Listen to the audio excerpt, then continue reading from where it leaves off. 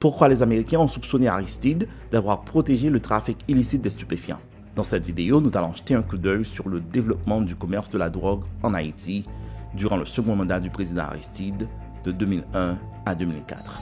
Jean-Bertrand Aristide était un Moïse des temps modernes pour les masses pauvres d'Haïti, un ancien prêtre catholique qui a accédé à la présidence en promettant de laver le passé sanglant et corrompu du pays.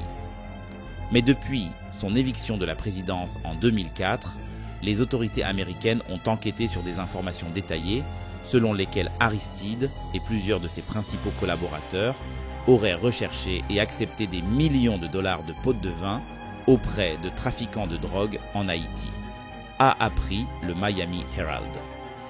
Jusqu'à présent, une enquête du grand jury fédéral à Miami a abouti à 22 condamnations, pour la plupart des trafiquants de drogue haïtiens, d'anciens policiers et un homme politique de haut rang proche d'Aristide.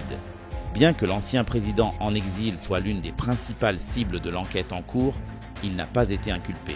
Les allégations contre l'ex-président proviennent de nombreuses sources, mais les preuves ne sont pas suffisamment nombreuses pour engager des poursuites contre Aristide, affirment les responsables de l'application des lois américaines, qui ont été gênés par le manque de dossiers financiers. Pourtant, le Miami Herald a appris, grâce à des entretiens avec une vingtaine de responsables de l'application des lois, d'avocats de la défense et d'autres personnes impliquées dans l'affaire, qu'Aristide a été accusé d'être au centre des activités de trafic de stupéfiants et de blanchiment d'argent de son pays entre 2001 et 2004. Les autorités ont rassemblé des preuves, notamment des témoignages d'accusés ayant coopéré et reconnus coupables dans cette affaire. Ils ont affirmé que peu après son entrée en fonction début 2001, Aristide avait tenu une réunion à son domicile de Port-au-Prince avec son chef de la sécurité présidentielle, 2 conseillers du gouvernement en matière de sécurité, le chef de la police nationale et un commandant de district pour organiser un plan visant à renverser la situation. Des trafiquants de drogue, colombiens et haïtiens, en échange de pots de vin pour ses activités personnelles et politiques. Des trafiquants de drogue ont soudoyé Aristide pour qu'il ferme les yeux sur les expéditions de cocaïne colombienne transitant par Haïti, lui versant directement des centaines de milliers de dollars en espèces lors de visites régulières à son domicile. Le baron de la drogue, Baudouin Jacques Quétan, a personnellement livré 500 000 dollars par mois dans une valise au domicile d'Aristide, a-t-il déclaré aux autorités. Il a déclaré que la valise avait une serrure à combinaison réglée sur 777 à la demande d'Aristide parce que c'était son numéro préféré. Les trafiquants ont donné 200 000 dollars à Aristide pour acheter un hélicoptère en 2002. Mais le président a empoché l'argent et a plutôt utilisé les fonds du gouvernement pour louer un hélicoptère à Biscayne Helicopters, basé à Miami. Ces mêmes trafiquants ont également acheté à Miami une ambulance d'une valeur de 75 000 dollars, qui a été expédiée en Haïti pour la fondation caritative privée Aristide du président. Les trafiquants ont dépensé des centaines de milliers de dollars pour les festivités du carnaval en février 2002, organisées par le gouvernement Aristide. Ils ont également financé certaines célébrations de l'anniversaire d'Aristide en juillet, sa fête de famille Lavalas et sa fondation. Sous la direction d'Aristide, certains des pots de vin des trafiquants ont permis d'acheter des armes introduites clandestinement en Haïti pour équiper les officiers de la police nationale ainsi que les gangs de rue pro-Aristide qui ont harcelé ses opposants au cours de son 2e mandat de président entre 2001 et 2004, selon l'ancien trafiqueur haïtien. Plusieurs trafiquants influents en Haïti ont accusé Jean-Bertrand Aristide d'avoir protégé et profité du trafic illicite de la cocaïne en transit en Haïti. L'avocat de longue date d'Aristide, Ira Kurzban, a déclaré qu'il ne croyait pas aux allégations portées contre l'ancien président. D'une manière générale, Kurzban a déclaré que les poursuites fédérales étaient politiquement motivées et que les témoins du gouvernement américain étaient des menteurs cherchant à réduire leur peine de prison en pointant du doigt l'ancien président dans son entreprise de blanchiment d'argent et de cocaïne. Il m'est inconcevable qu'Aristide fasse quoi que ce soit pour son gain personnel, a déclaré Kurzban, commentant le caractère de l'ex-président. Ce n'était pas une personne intéressée par l'argent. Mais quels sont les facteurs qui font d'Haïti un terrain préféré par les cartels colombiens pour faire transiter des tonnes de cocaïne à destination des États-Unis. Les 5 facteurs affectant le trafic de drogue. Les pays impliqués dans le trafic de drogue présentent souvent tout ou partie des caractéristiques suivantes. Une situation géographique stratégique entre les pays producteurs et les pays consommateurs. Une culture politique qui tolère la corruption. Un grand nombre d'immigrés illégaux vivant en dehors des limites territoriales de l'État-nation. La puissante classe entrepreneuriale du pays et la faiblesse institutionnelle. Haïti, la petite nation pauvre qui occupe le tiers-ouest de l'île d'Hispaniola, répond aux 5 critères. 1. Situation géographique et taille. La géographie et la taille ont tendance à influencer la nature et la direction du flux du trafic de drogue et des activités illicites. Haïti occupe une position stratégique sur les routes commerciales internationales et a attiré l'attention des acteurs impliqués dans le commerce de la drogue. Géographiquement, Haïti occupe une position stratégique entre les principaux producteurs de drogue d'Amérique du Sud et les États-Unis, qui sont le plus grand pays consommateur de drogue au monde. Haïti se trouve du côté est du passage du vent, l'une des routes maritimes les plus importantes de l'hémisphère. Haïti est particulièrement attractif pour le trafic de drogue en raison de sa route directe entre la côte colombienne et la Floride. Port-au-Prince se trouve à environ 500 milles au nord de la Colombie et à 700 milles de Miami. De plus, Haïti et la République dominicaine entretiennent une frontière extrêmement poreuse. L'attrait d'Haïti pour les trafiquants de drogue réside dans les dizaines de petites pistes d'atterrissage, le manque de patrouilles dans l'espace aérien d'Haïti et le manque de surveillance radar du pays. Tous ces facteurs font d'Haïti un point de transbordement idéal pour la drogue vers les États-Unis. 2. Culture politique.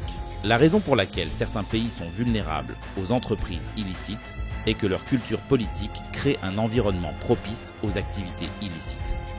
Considérée comme l'ensemble des croyances et des attitudes à l'égard de la politique, la culture politique d'une nation influence grandement l'atmosphère dans laquelle les activités illicites sont autorisées. La nature de la culture politique des élites est importante pour façonner le comportement des élites économiques et gouvernementales. En effet, une culture politique d'élite qui autorise la corruption engendre le trafic de drogue. Traditionnellement, la culture politique haïtienne considère l'État dans lequel les activités illicites sont courantes comme un moyen d'enrichissement personnel. Dans une atmosphère où les pratiques illégales et corrompues sont ouvertement engagées, les paysans sont entraînés dans des activités illicites comme moyen de survie. Dans ces circonstances, la capacité de l'État à lutter contre les activités illégales a considérablement diminué. Plus importante encore, en Haïti, une tradition de prédation profondément enracinée depuis 200 ans a contribué à l'essor du trafic de drogue. La culture de prédation d'Haïti a favorisé l'autocratie et la corruption, une injustice sociale extrême et une stagnation économique, autant de facteurs propices aux activités illicites. Chaque homme politique haïtien veut être président ou veut obtenir sa part des récompenses. Les hommes politiques ont toujours utilisé l'État comme un mécanisme permettant d'extraire des richesses au profit des élites. 3. Grand nombre d'émigrants. La migration influence également l'implication d'un pays dans des activités illicites. Un groupe important d'émigrants vivant dans un pays consommateur de drogue offre un réseau de financement privilégié pour les exportations illégales. Mais simultanément, l'argent envoyé par les diasporas vers leur pays d'origine profite également à l'économie du pays d'origine. Les immigrants haïtiens, dont la plupart sont des citoyens respectueux des lois, vivent en dehors d'Haïti et ont une influence considérable sur la politique et l'économie haïtienne. Ils ont envoyé plus de 100 millions de dollars à leurs familles et à leurs proches pendant le coup d'État militaire. Cependant, parmi les diasporas haïtiennes vivant dans des villes comme New York, Miami et Chicago, il y a aussi des membres du Front pour l'avancement et le progrès d'Haïti, FRAP, la branche civile du régime militaire, qui ont commencé à importer le terrorisme aux États-Unis en 1994. Ces dirigeants du FRAPH ont été accusés par le département d'État américain d'être impliqués dans diverses pratiques de corruption, notamment le trafic de drogue. Aux États-Unis, les membres du FRAP ont servi de réseau pratique pour l'importation de médicaments dans le pays. Bien que certains Haïtiens de la diaspora soient retournés en Haïti après l'intervention américaine en 1994 pour restaurer le premier président démocratiquement élu du pays. Beaucoup sont restés aux États-Unis. Certains membres du FRAP sont restés en raison des problèmes économiques persistants d'Haïti, tandis que d'autres faisaient partie intégrante du réseau d'activités illicites.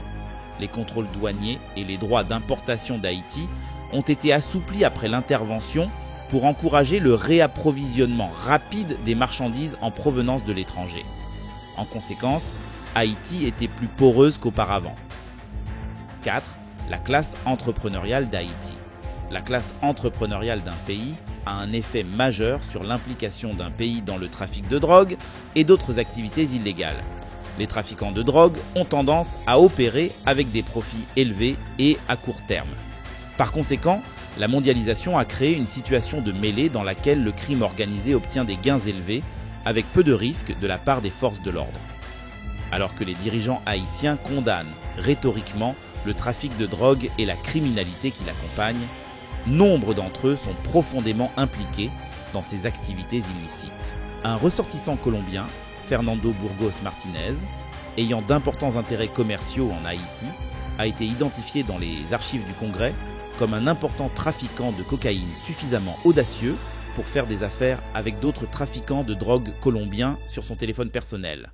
Martinez était le collecteur de fonds des cartels de la cocaïne colombien et supervisait les pots de vin versés à l'armée haïtienne.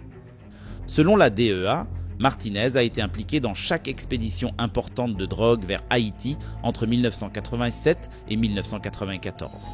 Le trafic de drogue en Haïti n'était qu'une activité lucrative parmi d'autres. Faiblesse institutionnelle. La faiblesse institutionnelle permet à un pays de devenir un refuge pour les trafiquants de drogue.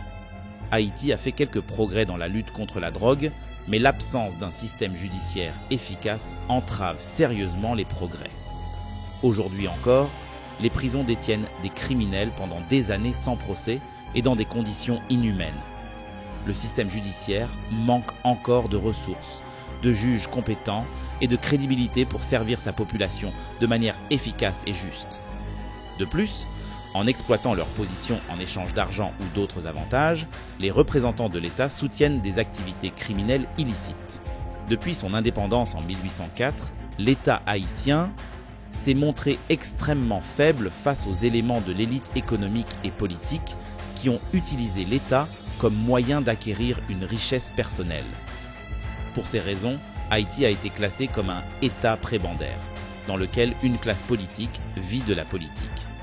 Tout au long de l'histoire d'Haïti, une élite urbaine instruite et principalement mulâtre a utilisé le système politique pour devenir riche. Ils payaient peu d'impôts ou de droits de douane et étaient capables de manipuler les chefs militaires ambitieux qu'ils mettaient au pouvoir. Les deux institutions étatiques les plus importantes dans la lutte contre la drogue, le commerce, le système judiciaire et les forces de police sont particulièrement faibles en Haïti. Jusqu'à présent, l'enquête américaine s'est appuyée sur les témoignages d'un grand nombre des 22 trafiquants de cocaïne, policiers et autres personnes, pour la plupart haïtiens, condamnés à Miami au cours des 2 dernières années et demie. L'enquête, menée par la Drug Enforcement Administration, DEA, avec l'aide de l'Internal Revenue Service, s'est concentrée sur la contrebande de cocaïne au cours du 2e mandat présidentiel d'Aristide. L'enquête se poursuit alors que le gouvernement haïtien mène sa propre enquête distincte sur l'administration Aristide et les dossiers de la fondation, concluant jusqu'à présent que le président avait pillé les coffres du gouvernement, selon les archives du gouvernement haïtien. Le gouvernement intérimaire qui a remplacé Aristide il y a 2 ans a intenté une action en justice à Miami l'année dernière pour récupérer des dizaines de millions de dollars qui auraient été volés par l'ancien président et d'autres au trésor public d'Haïti et à sa compagnie de téléphone. Ni l'enquête haïtienne ni la poursuite civile n'allèguent un trafic de drogue. À ce jour, Aristide, 52 ans, reste extrêmement populaire en Haïti et a exprimé le désir de rentrer chez lui après son exil en Afrique du Sud, après la récente élection du président René Préval, autrefois allié d'Aristide. Cela perturberait la politique intérieure d'Haïti et les relations de Préval avec les gouvernements américains et français, qui considèrent Aristide comme un facteur déstabilisateur en Haïti.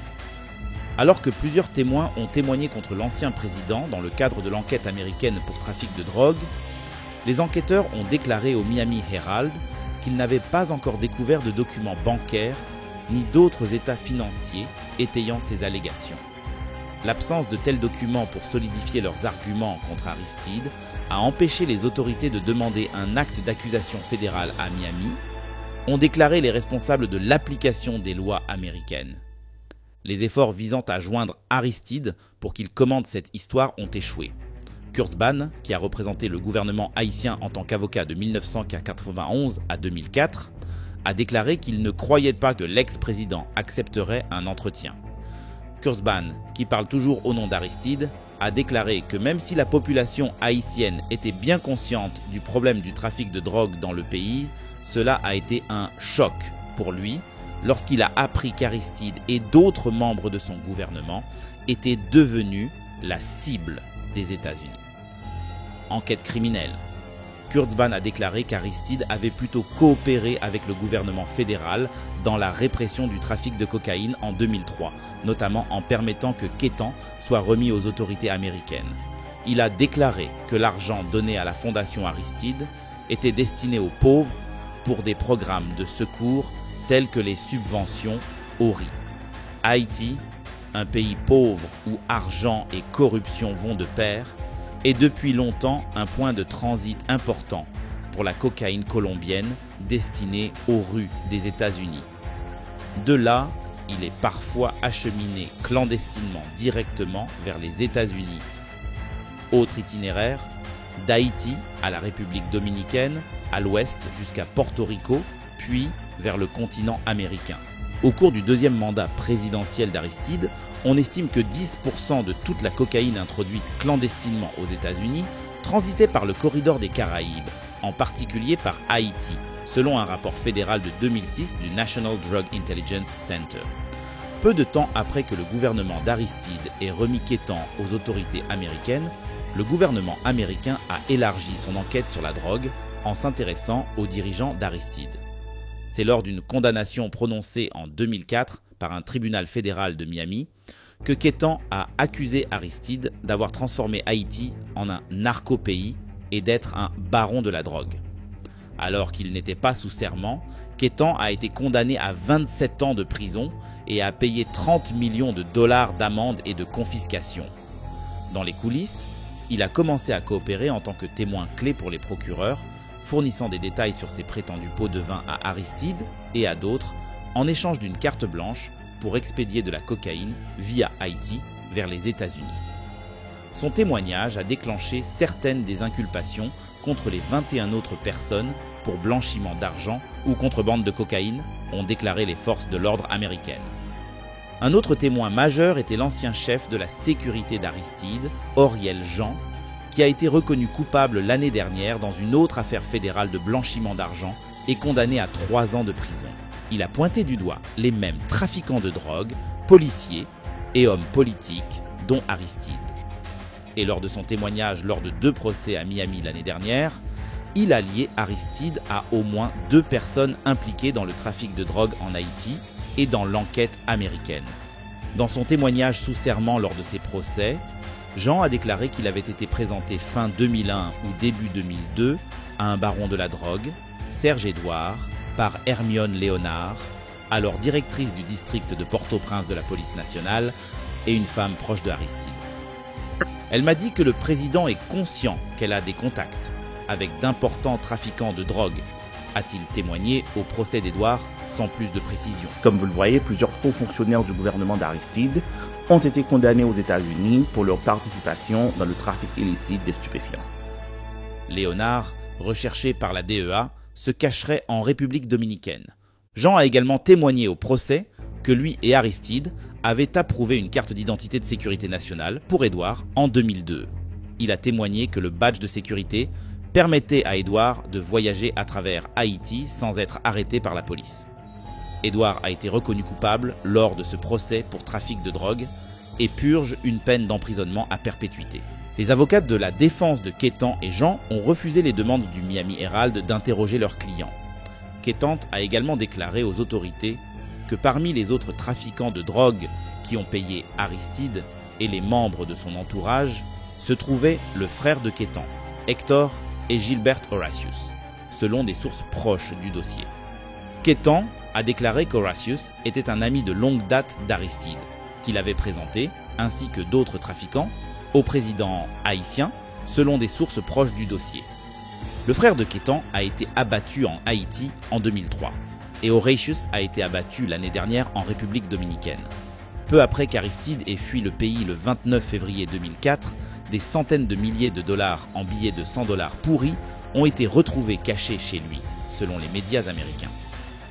Les enquêteurs fédéraux américains ont analysé certaines factures, mais n'ont pas pu déterminer d'où venait l'argent. Alors que les enquêteurs ont eu du mal à reconstituer une trace écrite menant directement à l'ancien président, ils ont identifié plusieurs personnes au sein de son gouvernement qui auraient aidé à blanchir l'argent de la drogue pour son compte.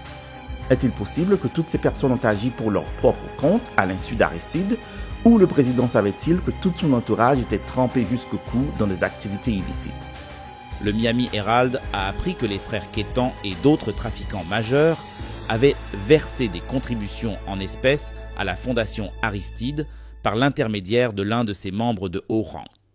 Selon les trafiquants et les responsables de l'application des lois américaines, Aristide aurait ordonné au chef de la police du district de Port-au-Prince, Léonard, de transmettre toute drogue saisie à Édouard et à d'autres trafiquants haïtiens pour la revente.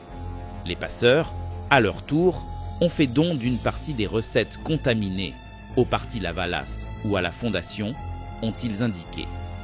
Aristide a également demandé au sénateur haïtien Fourel Célestin, qui représentait la région de Jacmel au sud-ouest de la capitale, de solliciter des dons auprès des trafiquants de drogue pour Lavalas, selon des trafiquants de drogue condamnés, d'anciens policiers et des responsables de l'application des lois américaines.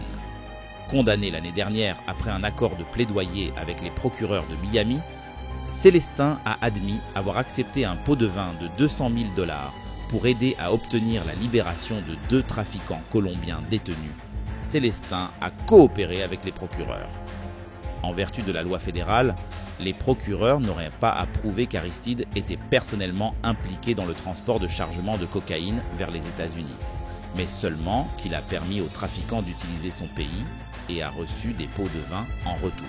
Si Aristide fait l'objet d'une inculpation par les États-Unis, la menace d'extradition vers les États-Unis pourrait l'empêcher de faire pression pour retourner en Haïti, selon les observateurs juridiques. Cela pourrait également empêcher Préval de trop s'inquiéter de la perspective du retour de son ancien mentor. Après l'élection présidentielle de février, Préval a déclaré qu'Aristide, comme tous les Haïtiens, pouvait légalement rentrer chez lui.